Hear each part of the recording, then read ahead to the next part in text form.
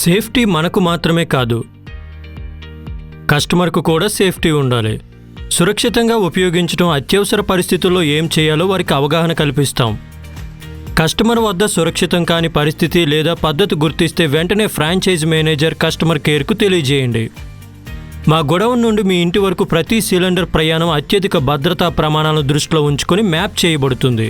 మేము వాగ్దానాన్ని అందిస్తున్నాము, భద్రత, విశ్వసనీయత మరియు సంరక్షణ యొక్క వాగ్దానం.